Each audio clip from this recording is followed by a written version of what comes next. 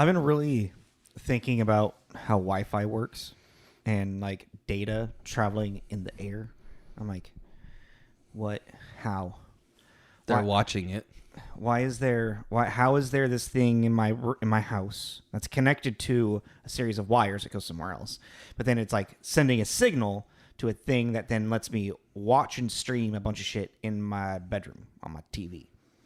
What is excuse me, what is happening in the airwaves that we believe is not affecting our brain? I mean, that's where the people with the foil helmets come in. Yeah, you know what I mean. I'm starting to maybe think about some tinfoil hat stuff here, man. Isn't that fun when you like that those creep in? Yeah, sitting there in the middle of the night, you're just like, yeah. Does your phone ever make your leg hurt? I'm sorry, what? Does your phone ever make your leg hurt? No, like in your I don't. Like in your pocket? Like, no. Oh yeah. I don't know if that's a thing. I mean, I'm probably sterile now. All that 5G. All that 5G. I got 5G running through my brain, making me all I don't know smarter. I don't know what ADD is, but I got 8 of those bitches. What is it? What? ADHD. ADHD. Oh, I don't know. It's this old joke. I don't know what ADHD is, but I got 8 of them bitches, but it's like ADHD. Yeah. And I don't know what ADD is, but I have 8 of them bitches. You have ADHD. an STD. Sure. You heard it here, folks. Tommy has STD. Extra, read all about it. It's technically an STI nowadays because diseases can't be cured. Okay, I'm in a weird mood. Go, friends. Bless yourselves with knowledge. SpongeBob, sorry. No. An adult quoting SpongeBob. Cool. Sorry. Well, that's the extra. It's the extra kid, and they go and they grab the newspaper. And when they grab it, he suddenly has like a grown man's voice when he's not doing that extra. Oh, yeah. Go, friends. Bless yourselves with knowledge. And he walks away. Hey, let's do this. This is Tom. This is Jacob. This is Tommy and Jacob's mixtape.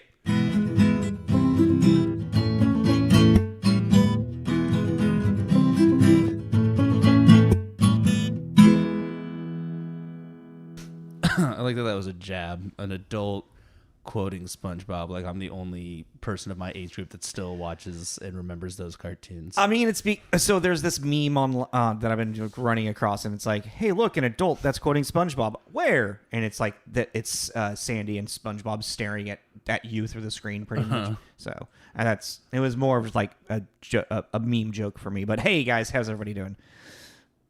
If you hear a gremlin, it's the mascot making this. Or bed. if you hear him licking his balls, We'll try and stop that.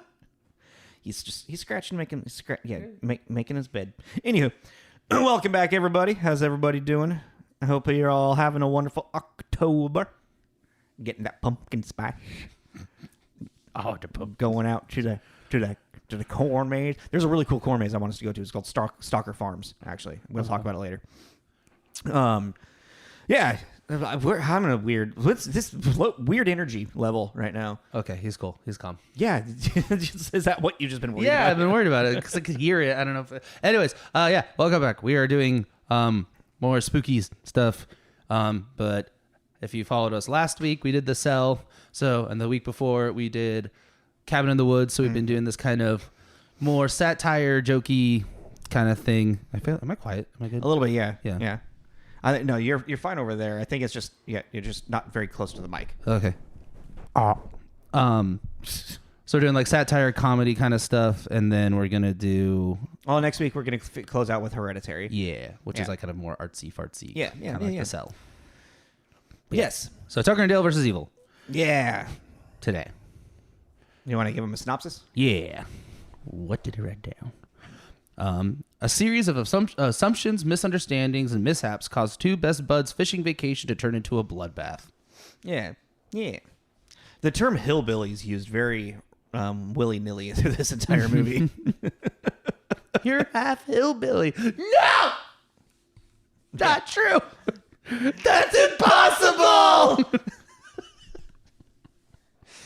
Yeah. Okay. So this was originally released at Sundance Film Festival, January of 2010, January 22nd of 2010. Yes.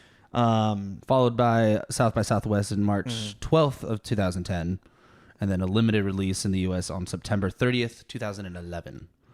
So, Yeah, it was definitely it ran through its film festivals before we get to see it, and as the people. And reading that was like, that kind of adds up. This feels like a horror film festival-y kind of thing. Yeah, it very much is.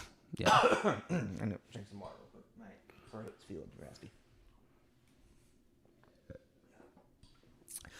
Woo. So I mean, so you counted for 2010 and 2011. Yeah. Okay, I only did 2010, and I counted up to 35 movies. I had 41 for 2010. That makes sense. This is definitely around that time you were watching more movies than me. You were actually the one that introduced this movie to me. Really? Mm-hmm. Oh. Which also, I remember, like, I kind of, because we were living together. That makes sense. Yeah. I remember we were living together. I remember you brought up this movie, and I was like, I've never heard of it. You never heard of Tucker and Dale versus Evil? You made it sound like it was, like, had been out for this, like, a great amount of time. No, but it's just, even at the time, it was so up your alley that Yeah. I just figured that you'd be like you were like the one person I feel like would have known it. But it was like within like a year or two of it coming out, and it was a film festival thing. The fact, I don't even know how you found out about it. That's what's happening. What? My beanie. Oh, you're just muffled because of the beanie? Yeah, that's okay. That's what's happening. Yeah. You know what's funny is I was thinking about wearing my beanie today, and then I saw you wearing yours, and I'm like, no, I'm gonna not do that. That's 100% what's happening. Okay. There's just this. Okay, cool. Yeah. I'm just like, it sounds really weird. Is everything You're muffled. on? Yeah. Okay. I forgot I was wearing it. How did you find out about the movie? I don't know. I don't remember. Yeah. Yeah, I don't. It just had to be on something. I mean, it became like available for like video on demand in like 2011. So I was like the year that you moved up to Seattle. No, I mean, if you can't, I mean, yeah, I'm just like, no, I was just real quick trying to go through my, like, who could have maybe shown this to me. One of your exes? Nah, that doesn't feel right. Just at the time. Yeah, I don't know. I don't remember how I stumbled upon this, but I remember I feel like I just watched it. It's just like it was on something. It was on some video on demand service. And I was like, sure, like, you know me, I was like, watch the weird, obscure horror movie. Yeah. I'm like, sure, whatever. And then I was like, this movie's hilarious. It's fucking hilarious. Yeah, this movie is really good. Okay, well, cool. So that's what we both think about it. We both think it's good. You can watch it on Prime or Hulu. Like, it's free on Prime with subscription. That's what I watched on Prime. I watch it on Prime. I think it's on Peacock as well right now. Okay. Yeah. So it's around. It's around. Yeah. I was kind of actually surprised about. And it's just was. I was surprised. I was like expecting it to be on Prime. I didn't think it was going to be free. Yeah. But I wonder if it's because of it is being October. Because even on Hulu is showing crazy amount of ads for not only their personal stuff that they're coming out with. Yeah. But then also just movies in general that are going to end up being on there. Yeah. Like, you know, by 20th Century Fox and everything. But there's even ads for Peacock and their October lineup on Hulu. That makes sense. They're partnered. So it's like really like, yeah. There's a lot of cool shit coming out. It looks like it's interesting. It's like because I don't get ads on Hulu, so I don't. It's big money. That's just another like $5 a month. Oh man, I can't change it because of the package I got. I have to. You know this. I make. Yeah. Anyways, All right, let's go into writer and director. Yeah. Who made this movie? There's also, unfortunately, not a lot of information about this movie getting made. I mean, I found some articles written by other people. I mean, but they all kind of circled around and kind of said the same stuff. So. Okay. I mean, if you have, I don't have anything really than like, because then it became a lot of what I was reading was like a review, digestion of this movie, and I was like, I didn't want to read too much because I didn't want their thoughts becoming your thoughts. Yeah, like repeating here. So I was like, Yeah. I don't want to read too much of this and just kind of want to do our thing. Well, this movie was written and directed by a gentleman named Eli Craig, Eli Craig. who also did a Couple other. horror movie on Netflix called Little Evil. That looks really amusing. I kind of want to watch. Is it the Omen satire thing? Yeah. Is it with Adam Scott? It's good. Yeah. I've watched it. It's good. And then It's funny. Eva, It's this humor. Evangeline. How do you pronounce her fucking name? It's this movie. Yeah, that's This kind of humor, Yeah, it subverts an entire like genre of like horror. Yeah, possession, demonic. The Omen. Yeah. And Tyler Labine's in it as well. Mm-hmm. Well, they just Adam Scott just dealing with the situation. Yeah. It's that Timothy Oliphant and Santa Clara guy. Yeah. Very like okay. Well, and it's like Adam Scott is kind of the same guy in everything. Yeah, he's like He's Ben in Parks and Rec.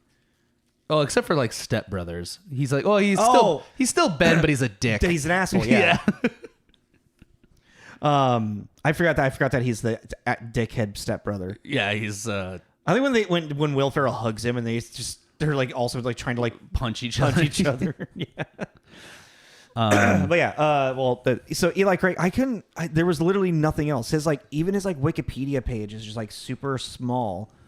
Like, Eli Craig is an American film director, screenwriter, and actor. He is best known for writing and directing the cult horror comedy film Tucker and Dale vs. Evil. Well, yeah, director 6, writer 3, actor 6. Yeah. In 2010, Craig wrote and directed the cult horror comedy movie Tucker and Dale vs. Evil. It's like, yeah, okay. Big claim to fame. But I mean, then he did Little Evil, which was aired 2017 on Netflix. So I'm just like, I guess this is kind of like the big, like still. Oh, his mom is Sally Field? Oh, he's a Nepo baby. Okay. That makes a lot of sense. I'm like, how did this guy get this movie made? Oh. I'm trying to see if he looks like Sally Field. Not really. Not kind of. Eh. Who's his dad? Did a personal life. He's married to one of the former Yellow Power Rangers. Sasha Williams. It doesn't say anything about his dad. Yeah, it just says Sally Field mother. I mean, the way you'd figure that out is you just, I guess, go in and see when. Is there a Craig? Yeah, spouse is Steve Craig. Married until 1975. And Sally Fields is with Burt Reynolds? Yeah. Until 1980? I didn't know that. The more you know. Oh yeah, so now it makes sense. He's been around movies. He's been in the because it's kind of like out of nowhere he writes this like crazy good like cult comedy film, like black comedy film that's really clever. I'm just like, you would expect there to be more tenure to his stuff. Or I would say it's the exact opposite, where it's like, this is something that he's rattled around. Like, I have a similar movie idea in my head that I've had rattled around. Yeah.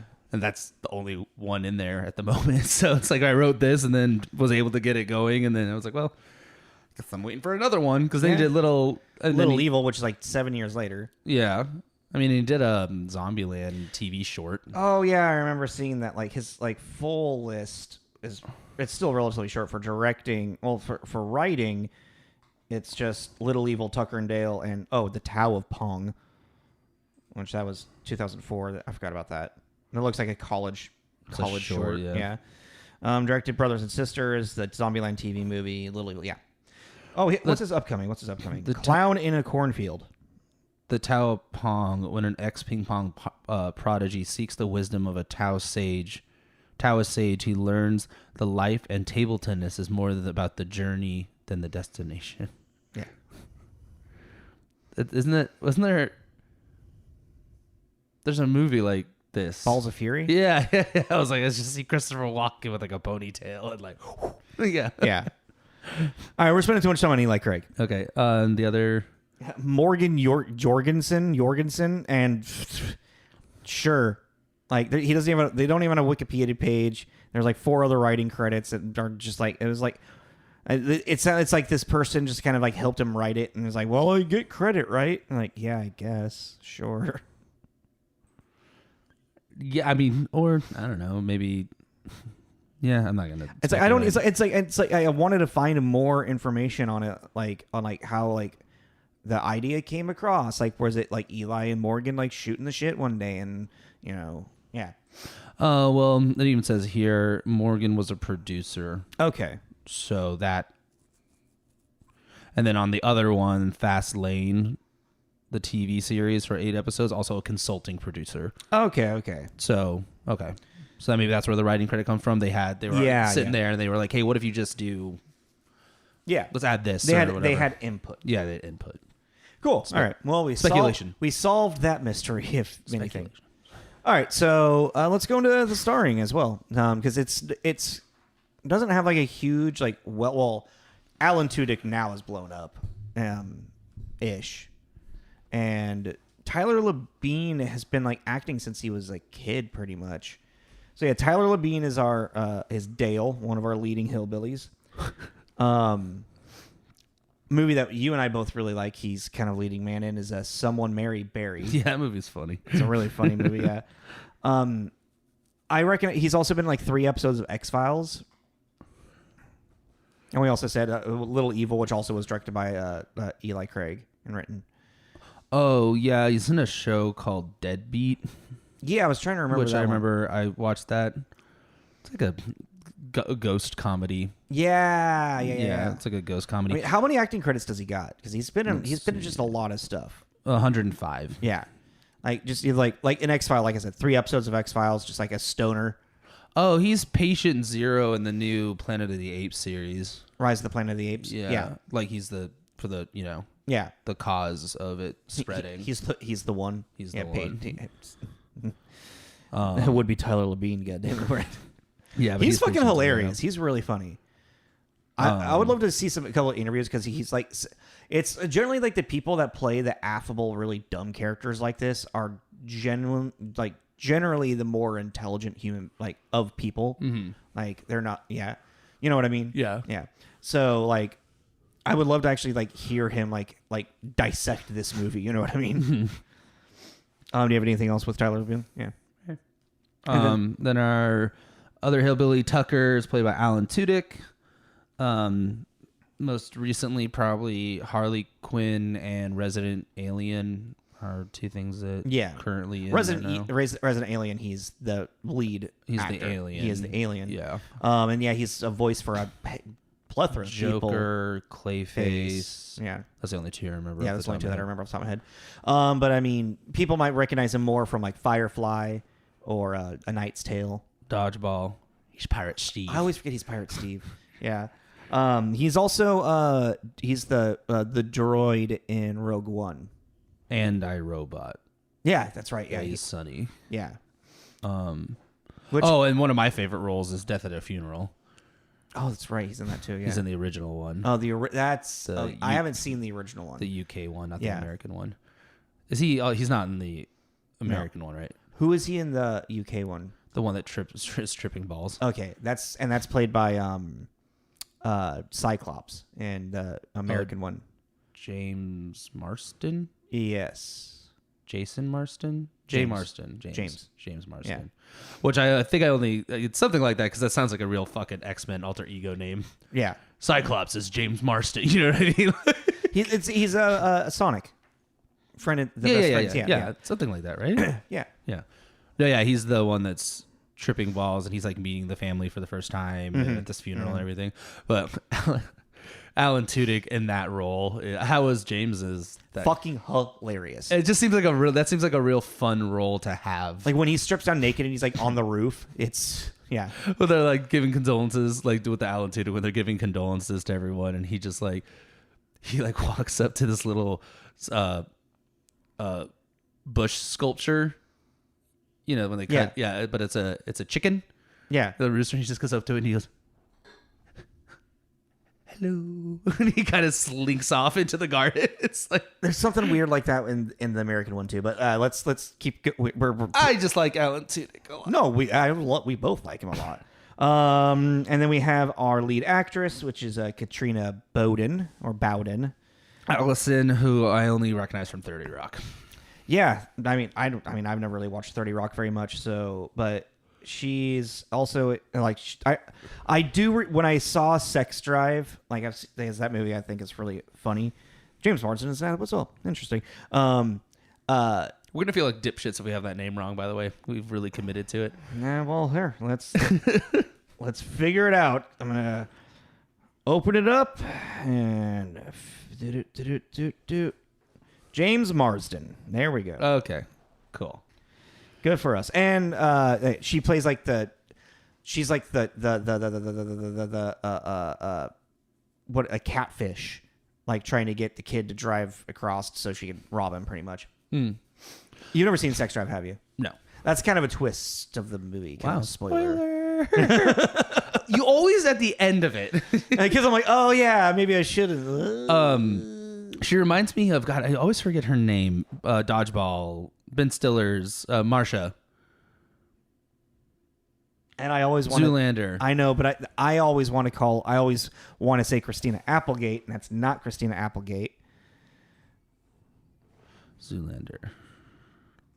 I always forget her name. It begins with an M, I want to say. She's married to Ben Stiller. Christine Taylor. Yes. That sounds right. That is her, right? But yeah, doesn't she kind of look like her? We can see that. Yeah, they look really similar to me. Huh. And then for our lead douchebag, yeah, Jesse Moss, who plays Chad, and who's also in Final Destination 3. And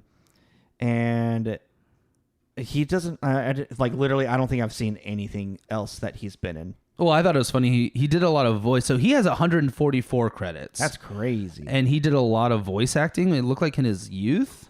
Because he was in Reboot, actually, which I thought was funny. What? Yeah, he was in Reboot. I meant to keep that open because I wanted to ask you which character, if you knew who he was. I'm going down to the bottom because it's going to be at the bottom of a shit, probably. Reboot. Slimy Gooper, Teen Enzo Matrix. Okay, so Teen Enzo is the young kid who's like the main character. Okay. Like one of the main characters. But he's only in 12 episodes. Yeah, because I mean they may have had maybe they had two different voice actors for him. But come on, where are we at? Where's it? Also, Reboot it was only like 2.5 or 3 seasons. Well, then he's also in like a bunch of these like not knockoff because Disney doesn't like it's like there's this Hercules movie, Alice in Wonderland, Sleeping Beauty, Snow White, Black Beauty, but they're some other production company 90s animated movies. So yeah, like a lot of stuff when he was younger, a lot of voice acting, and then it seems like after that then he started getting into stuff like live action. Yeah. So yeah, start off as like a kid voice actor. So so essentially and then became a horror movie guy. I can just tell from the like after this. Oh yeah, well yeah, because they had a movie called like The Uninvited and I'm assuming like these titles. I'm assuming a horror. Dear Mr. Gacy, Bond of Silence, Iron Golem, Seeds of Destruction. You know, Seattle Superstorm. She Made Them Do It. 13 Eerie, Whisper of Fear. Okay, so yeah, he became a horror movie. Kind of, but yeah, I see what you're saying. But so it's like it's interesting. So with this cast, not a super well known cast, but like some like people that have experience. Because when I was reading for the production, it was pretty much like the only things like the production began in 2009 with the casting of actors. So like they just kind of like they found a good cast of people and they started working on this film. Mm-hmm. Do you want to get into reviews? Sure. Give us our scores and I'll get all that ready. All right. So pretty well scored. IMDb, it's got a 7.5. And then I had an 85% on Tomato Meter and audience score. Yeah. Let's see. I wrote down those two. I wrote down those two. Okay. So I wrote down a couple. So start off with 65, like you said, positive, 18 positive, which made 78%, 2 mixed, which made 9%, and then 3 negative, that made 13% of all the reviews. For one of the first ones on the positive side, I picked 88 out of 100. Credit unknown. The name was not on there, which is the first time that's happened. Unless it actually said, like, TV Guide uncredited. But someone at the Washington Post tried to find the article, couldn't. Tucker benefits from a sweetness not found in many of its peers, which, unlike Sean, often lean too heavily on the cynicism and gore. Criticism and gore? Cynicism and gore. Okay. Oh, yeah. Like, and Shaun as in Shaun of the Dead. Shaun of the Dead, yeah. Yeah. I'm assuming. Yeah. Because, yeah, it's like, I thought that was just interesting because this one, Shaun of the Dead is really funny, but it's also English, so it's that very dry cynicism humor in a lot of ways. And then this... But it's like, even still with like Shaun of the Dead, that's very much still just like a zombie like horror film. That's true, with some jokes along the way. Yeah. And like the rule of 3, a lot of the time. Like, telling the plan 3 times and stop it off with a cold pint. But yeah. I just thought that was a funny, because I honestly didn't even really put these as like cousins, and maybe it's because of what you said. Like, Shaun of the Dead is a zombie apocalypse movie, with a humor to it. Yeah, it's still a black comedy. But it's also a zombie apocalypse film. Yeah. 78. 78 out of 100. Mark Savlov at Austin Chronicle, referencing everything from Deliverance to Evil Dead to Fargo, and nailing its central content dead on. Literally, this is one of the rare genre comedies that near perfectly balances a blend of gore, goths, and gag reflexes. Yeah, you got a friend behind you. I know. Which one? I mean, not that, but he's just. Oh, he's coming. He's coming into frame. Yeah, a little bit. Yeah. You hear something? Okay. All right. Then I gotta go back. Go back over there. No, go back over there. Go back over there. Go back to your bed. Thank you. Is he side eyes here? Yeah, he looks judgy. Judgy little bastard. So 60 out of 100 at Movie Line, again uncredited, which I thought was weird. That is strange, right? For this movie, yeah. A bunch of them were. I don't know what that. I wonder if there were a lot of like just quick reviews from like Sundance and like. Yeah. Oh, maybe it just like while it's not quite enough to feel a whole feature, the premise of Tucker and Dale versus Evil is a slice of media genre brilliance. Yeah, I mean that's. All right. Which I thought, I was like, this movie is about an hour and 28 minutes, and I think it's perfect because it feels long enough without overstaying its welcome. Because if you were to go any longer, you'd be beating it over the head. Yes. And like the pacing is super. I really like the pacing of this film too. Well, yeah, like it feels longer, but it doesn't feel like a drag. Yes. And then last 25 out of 100, Kyle Smith at the New York Post.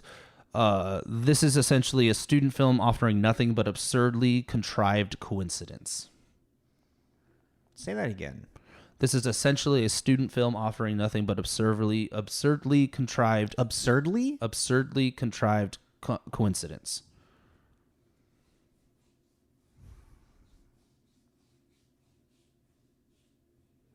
I don't know how I feel about that one. Just, I don't know. That feels lazy. That's a lazy review. Well, like, I mean, the other negative one was evil fails to triumph utterly. And then the last one, the lowest one, the Bumpkins Are People too message will certainly please the Appalachian Anti-Defamation League. That was hard for me to... The Appalachian Anti-Defamation League. Midnight fan movies, however, will recognize that this mess misses the mark by a country mile.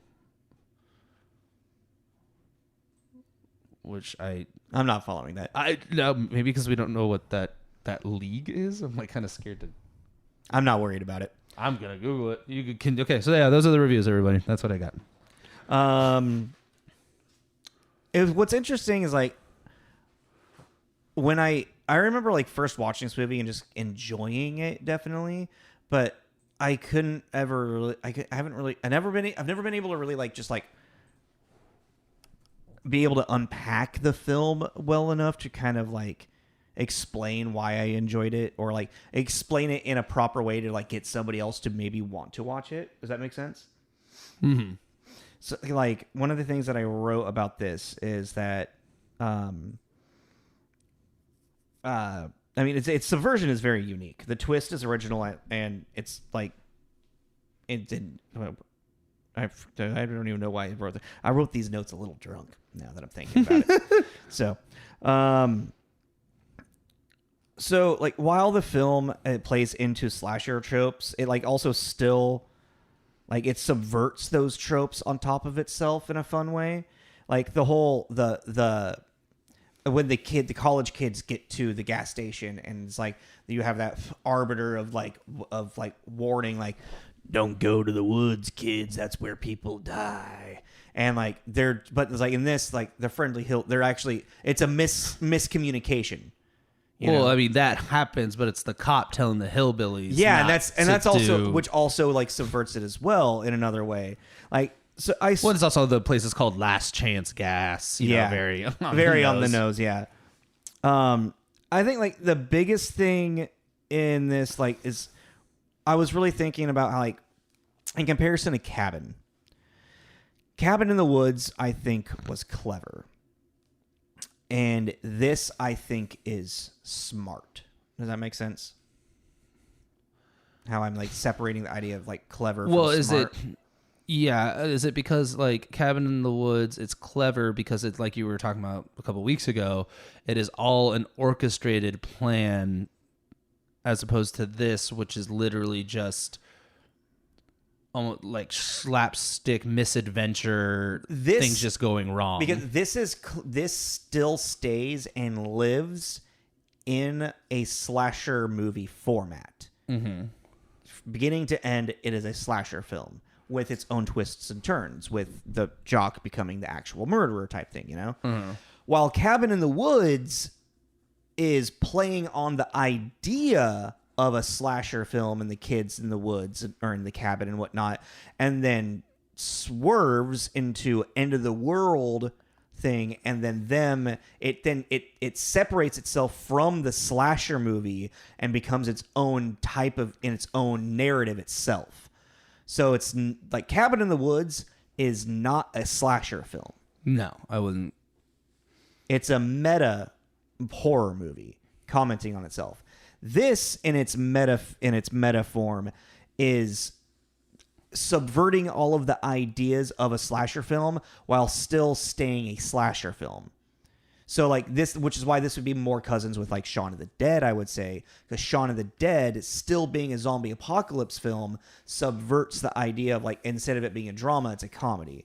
You know, mm-hmm. You know, it's about surviving, getting to the spot. But we're getting to the spot because we wanted the pint. Yeah, and wait for it to blow over. Yeah, and this is it's all about miscommunication and judging a book by its cover type thing, where you see Tucker and Dale, these college kids, they just automatically assume all hillbillies are just trying to kill them type thing. Yeah, they're all the hills have eyes. Yeah, exactly. Yeah. You know, even though like Tucker, like Dale is like the sweetest, nicest man in the goddamn planet. And Tucker, all he wants to do is fix his goddamn cabin. Yeah, exactly. That's all he wants. He wants to fish and fix his cabin. He wants to fish, fix his house, or his cabin, and drink some beer. Yeah, that's all he wants to do.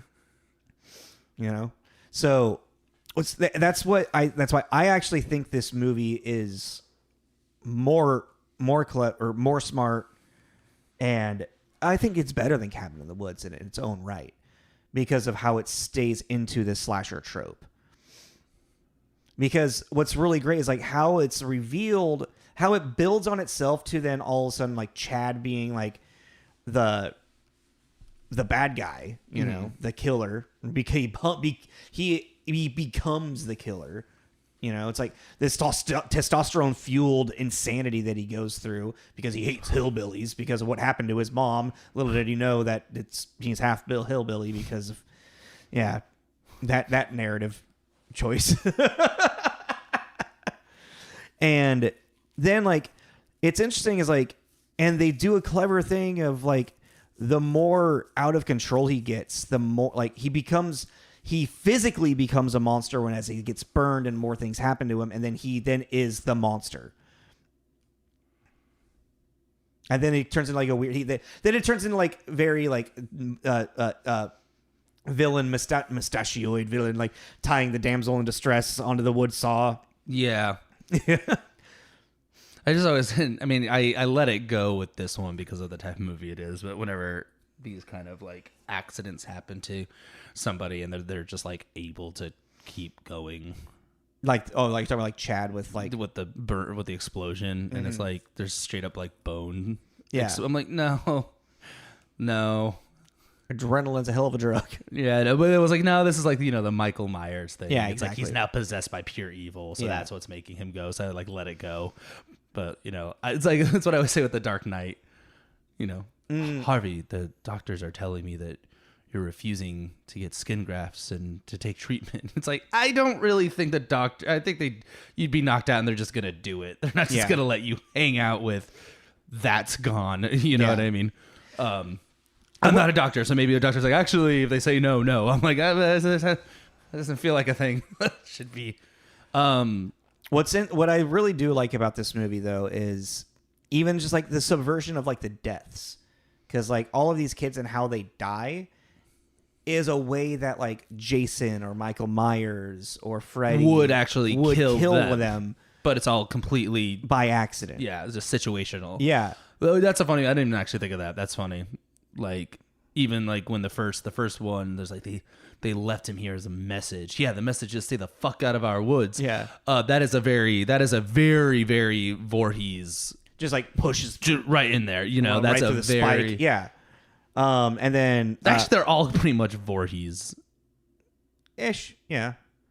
Well, no, just because even just the set, the not landscape, the setting of where we are. Yeah. You know, they're all things Voorhees would get his hands on. Yeah, yeah. Michael's not going to throw you into a wood chipper because what are the chances Michael's going to be? I mean, if he was around a wood chipper, he would. Oh man, he would be like, "Oh, somebody's going in that." Yeah, you know, he'd be but like, he's just never. Give me a body, I want to make it bleed.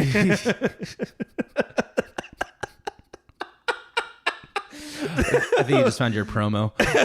Maybe we'll see. But yeah, it's just like Michael's just never around a wood chipper. I never really realized that. Because Michael's very much like what he had, like his surround, like. Well, they're both very opportunist killers. Yeah, whatever they opportunistic. See. Yeah, opportunistic murderers. You know, which I never actually realized they both were like that. I knew Michael was. I mean, that's just kind of like most serial killer types. You know, like Voorhees very much.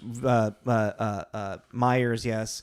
Chucky as well. Chucky gets creative with his kills. Yeah. Well, that's the thing too. That's something they actually point out is because we've talked about this before actually every year that we do this show, we talk about, you know, you always up the ante in your kills. We talked about the Final Destination. Yep. You even talked about it with the Friday the 13th remake that we did. You always have to level up. Yeah. Every time.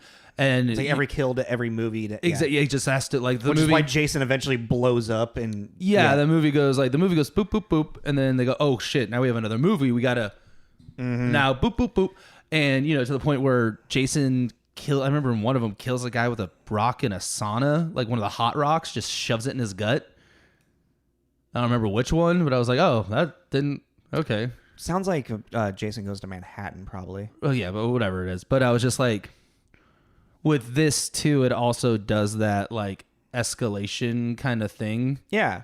Well, because let's go through the kills. So the first one is the kid that's running because he thinks that that Tucker's chasing him with a chainsaw, which is fucking hilarious because he's only running around the chainsaw because he cuts into a beehive. It's just one of those movies. It's that thing I hate, but I love it in this. It's the meet the parents. It's like awkward situation. Just like misconstrued situation. Yeah, but like, one little thing happened and then it leads to this much bigger situation. Well, one thing that they do in this movie that they don't do in those movies is they actually eventually do use logic to be like, hey, let's sit down and like we're miscommunicating here. Mm-hmm.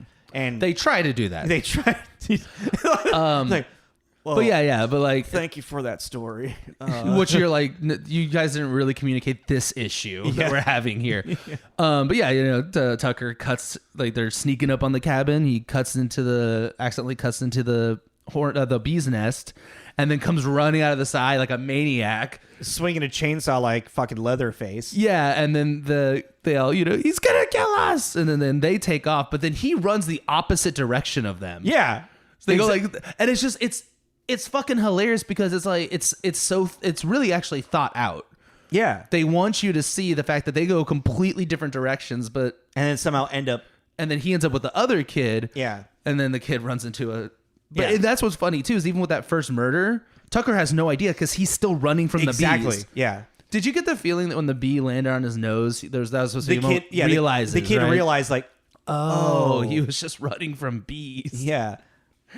Like, he wasn't trying to kill me. I'm an idiot and I die. And I now die. Well, okay, so really quick, I guess we should also kind of mention is like the whole reason why the kids are convinced that they're trying to kill them is because Allison, when they're skinny dipping, Allison slips off a rock. Well, you got to say first that when they meet them at the gas station, Tucker and Dale are bros. They're just good buddies. And why does he hold his sight? Dale is looking at this beautiful blonde college girl. And I can never go talk to college girls. And Tucker's like, I'm not come on, smart man. enough. Come on, man. You're a catch. No. You can do this. Really? I don't know. No, go. Just make sure that whatever you say, smile and laugh, because that says confidence, and girls love that. Yeah. And he goes, okay, yeah. All right. Grabs a scythe. Then walks over and he's like, y'all going nervous. Y'all going camping? Whoa, man, calm down. And then, so it freaks out the college kids. And then later on, we have the skinny dipping thing. She falls, knocks her head, knocks out. So they go and grab her out. And then Dale saves her, like the nice man he is. Well, even that whole thing when he's like, Tucker's being like creepy and being a peeping Tom. Yeah. And he's like, when you see a half-naked college girl, you don't yell out my name. He's like, well, you're being a peeping Tom. He's like, you are. But like, that's the sweet. Yeah. Like, you're not like Tucker. This is not right. Don't do that. Yeah. But that ends up scaring her, knocking her head out. They save him. But then Tucker just goes, hey, college kids, we got your friend. Yeah. And they're all like, oh my God, they're killing Allison. So they take off in the woods. And they just automatically assume that they're kidnapping Allison. So that's our huge miscommunication. It's like, that's our big catalyst. Well, even like Allison, like when she wakes up, she's afraid that, they're going to kill like Dale's. She's been kidnapped. Yeah. Yeah. And then he's like, oh, you don't like pancakes? Okay, I'm sorry. I should have known that. Oh, fuck, you like pancakes? Okay, so that's the first kid dies with that impalement. And then what's the second death? Well, they're kind of back to back because isn't it the guy goes to Dale with the spear, they fall into the pit, and the other guy goes to Tucker with the pocket knife, and then the wood chipper. Yeah. Fucking trying to pull him out. And then when it's all over, he's like, you okay? I'm sorry, but Dale was a very sweet and nice character.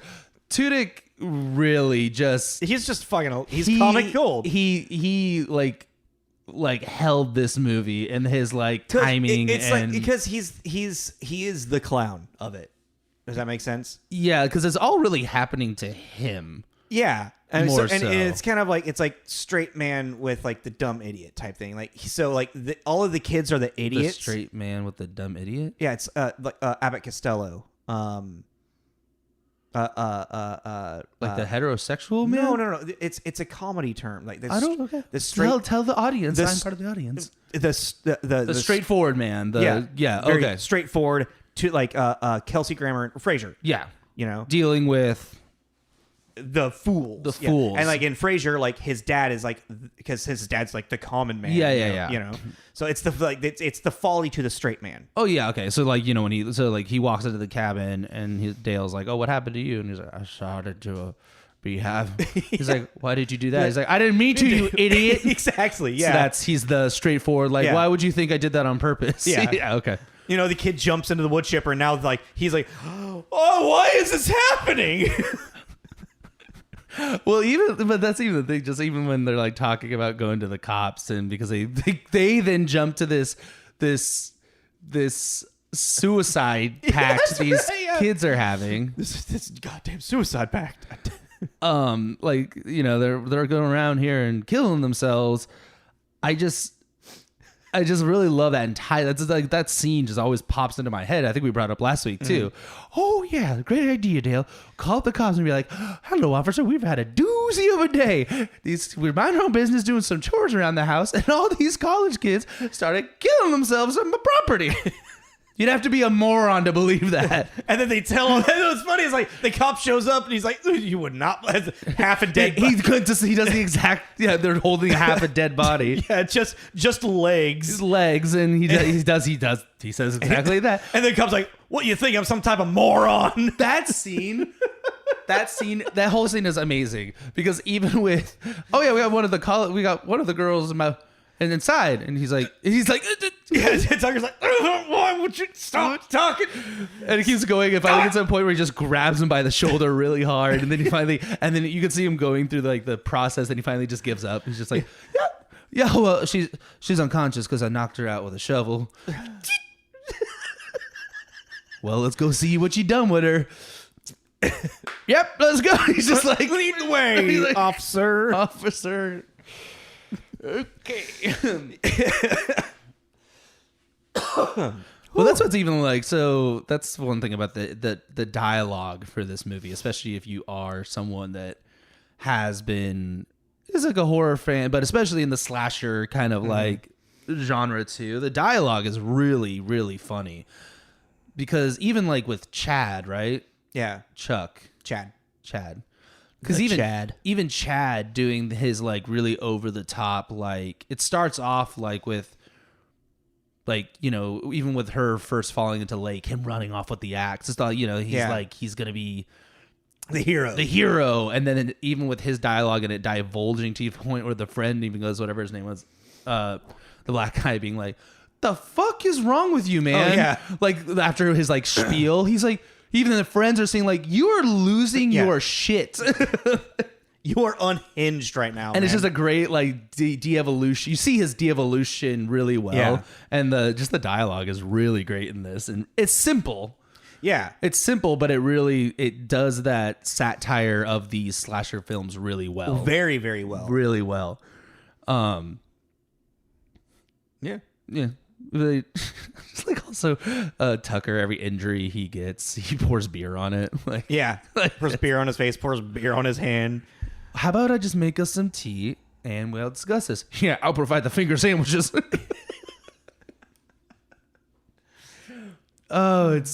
This movie's horrible, especially with it's like pretty. I forgot how gory it was. Yeah, it is pretty gory. Well, like also for what it is, like I know you like we're both pretty desensitized to this kind of stuff, and we've definitely seen worse things. Yeah, but for it being like a pretty funny comedy when it comes to the dialogue and everything like that, and then there's just this like you know, even when the kid accidentally impales himself on top of Dale, you know, his whole reaction to the thing. And that's what I think is what makes it, you know, or like he's pulling the body and he's like, "Get it off me, get it off me," and he pulls it up. He's like, "Not on the face." It's just funny. Well, because there has to be the gore because it's a slasher film. Yeah, I just think they blended it. In just a really good way, and that's just like something I would like warn people about. Like if you're sensitive to gore, this is. If you don't watch it a lot, this is a solid one. Like some of these deaths are. Well, just the kid that gets impaled. That's gruesome as fuck. Yeah, like, well, the two of them. Yeah. The two of them are getting impaled. Well, I think the first one is... I only think the other one isn't great because he's like slowly sliding. Yeah. It's very Vlad the Impaler and blood is, you know, coming out. So I think that one's not great. But, I mean... Well, then you have to get to that whole, the last like bit. What are we at? About 50. Okay, cool. Oh, cool. Wow. That went by really fast.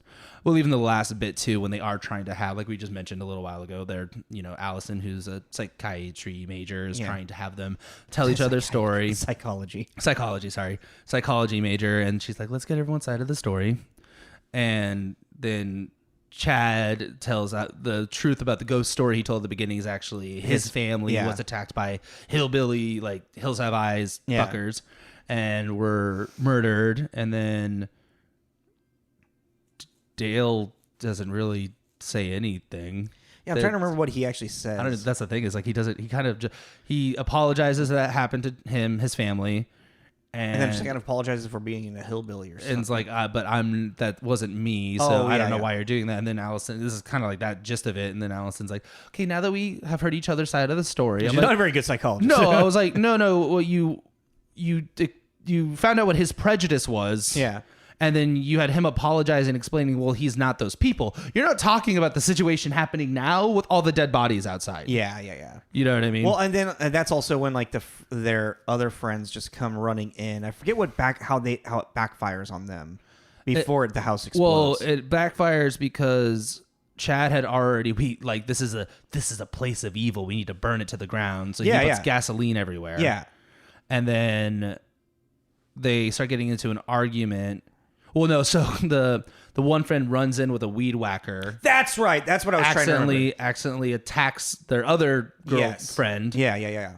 She falls down, and then Chad throws a lantern at the hillbillies. They dodge it, ends up hitting the other friend behind them. Yeah. He catches on fire. Smoker That's chick right. And he's is like, trying to... they're like, stop, drop, and roll. Stop, drop, and roll. and then the Smoker chick thinks it's water, but it's like formaldehyde or moonshine or something. It's moonshine, yeah.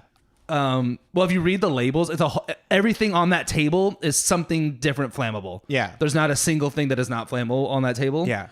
And she grabs it, like, no, don't do that, and then throws it on the friend. He then combusts. Stay away from the curtains. Stay away from the curtains. And then he was running around, and he sets it on fire, and then there's a pile of gasoline in the corner. Yeah. And that causes the explosion. But even I told you we should have moved that out. I knew I should have moved that. Or even when the guy dies, and it's so like you should. But I don't know what I'm thinking. I told you we should have fixed that pillar. Nobody, like the guy on fire falls to the ground. He's like, God damn, he's crackling like a log. It's so horrible, but it's funny because like the fear of they're like, oh my God, he's cracking him like a log. Yeah, like and they run outside and the explosion happens and it's just Tucker. This is the worst vacation ever. I'm never going on vacation again.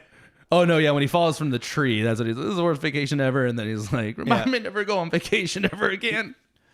It's interesting that then, like, really the way this movie wraps up is almost like in a weird romantic comedy sense as well, because how, like, Dale and Allison end up actually, like the kiss. It's the kiss at the end, like, riding off in the sunset idea. How that movie ends, and then it goes full circle back to what a hillbilly is. Oh, his friend at the bowling alley. Yeah, his friend. Just dragging her off camera. Yeah. Like, and like, yeah, you get her. yeah, buddy. But I did think that was a very funny choice to go back to like, oh, these pre-notions of these hillbillies are backwood, backwood kidnappers, and then sure enough, all right. But yeah, Chad doesn't die. That was a weird choice. How to start the movie. Oh yeah, I forgot about that. But they never follow up with that. Yeah, isn't it like they show a quick flash of where his body landed and it's gone? Yeah, I guess. And that leads into the.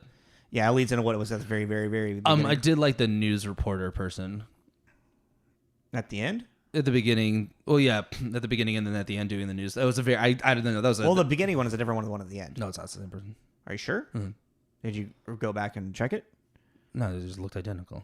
Because she did the news report and then she was like, "Oh, I feel like they left." Because and the beginning is a clip after all the events, and she's like, "I really feel like I feel like they forgot something. There's something else here that I want to like get the first scoop on." Yeah, I know. So, yeah, but I think it's a Gail Withers. It is. Yeah, it was like, there's no way. Her whole look and everything was very. Well, it's also a play on the Blair Witch. Well, that part, but the news report part. Yeah, it's both. I know, but I'm saying just because at first you don't see her full outfit and she has the hair, and I was just like, that has to be a Courtney Cox joke. I mean, on top of that, it's just like that's a thing that's like through a lot of like all of the news report at the very end. It's like as the camera's going out, covering the scene. Yeah, I'm just saying the costume made me think that that's where they're going with. Yeah. Just like the bee thing with the That's the thing. I was really looking for that. more like homages or like yeah, and I just don't know if I'm just not as versed in those big ones. Like, I mean, that thing's iconic. yeah, the chainsaw. And then we talked about the impaling thing is very Jason, but is that what the idea was? You know what I mean? Yeah, I mean, I would yes, and then like I mean, just all is just all any and all like murders or like in slasher films, like it's just how creative can you be?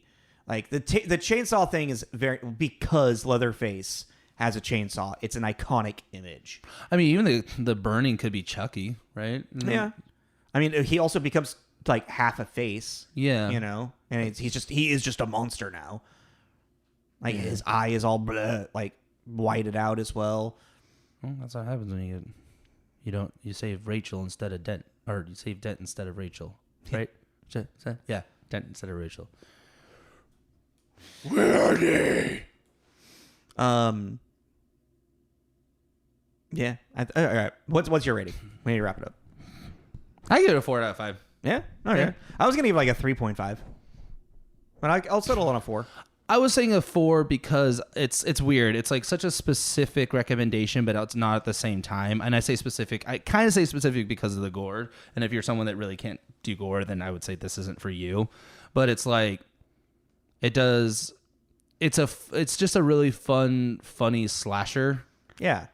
And you know it pays homage. It has the right amount of comedy. It has the right amount of kind of gore. It has what a lot of people that also like in this genre, they like the creative kills, which now, because it's older, it may not seem that way. But at the time, it was like... It's 13 years ago, 12 years ago. But it's like, for making all of them an accident, like if you've never seen this, it's you know it's coming, but you're like, how are they going to do it? You know what I mean? Yeah. But yeah, I mean, I to this day still recommend this movie if you're looking for like a fun spooky time movie. I think this movie. I mean, yeah, it's a cult classic. Yeah, you know, and I think it's a very solid cult classic. yeah, You know? because it's like it's almost B-rated film type, you know, comedy horror.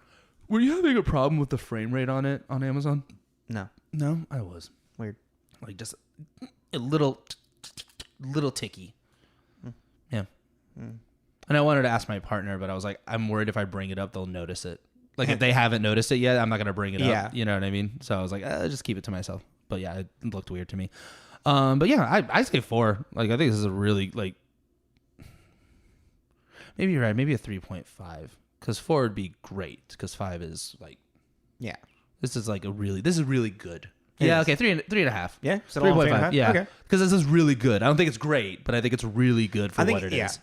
What did we give Cabin? I'm so glad we started writing it down. Yeah, We give Cabin a 4. we gave Cabin a 4. Yeah. And this deserves a 4. Okay. Yeah, because I was saying 3.5 for Cabin. You were saying 4. Yeah. And then I was like, I conceded. I was like, okay, whatever.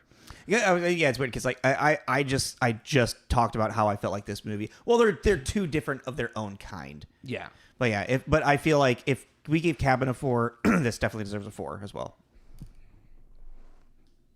Yeah, Put it in the books. put it into the books. Put it in the books. All right. 4 out of 5 carrots. Woo!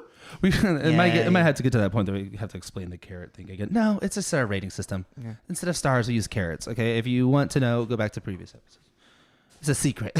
It's a Tommy and Jacob's secret. Watch our listen to our Shoot 'em Up episode. Shoot 'em up episode from a long time. Don't listen to that episode. It's not a bad episode. That was that after the whole? Yeah. Okay. Then yeah, that's fine. You can listen to that one.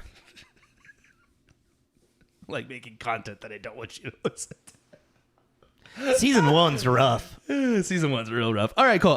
So yes, like we said earlier, we're going to be doing next week. We're going to wrap up the spooky season with Hereditary. And I've never seen it. And I only saw it once in theaters. And I remember it making me feel icky. Icky. Like in a good way, like the way it was supposed to. Yeah. Not like that was terrible. Like that made me feel uncomfortable because you were trying to and you did it. Good job. Good job on making me uncomfortable. But yes, so like, subscribe, follow us on Instagram. On all of our posts, there's a link tree to all the places where you can find this podcast. Yes. YouTube, Apple, Spotify, Spreaker, right? Spreaker. Yeah. We're on a lot of them. I mean, yeah, this is we're on Spreaker. I found us on one that we didn't put on? It's because it's Spreaker. Spreaker just puts us on everything. Yeah, I Googled. Anyways, yeah, I guess that's it. Happy spooky season. This is Tommy. Spooky Jacob. Spooky Tommy. Tommy Jacob's Mixtape. Spooky tape. Shut this out. Whatever.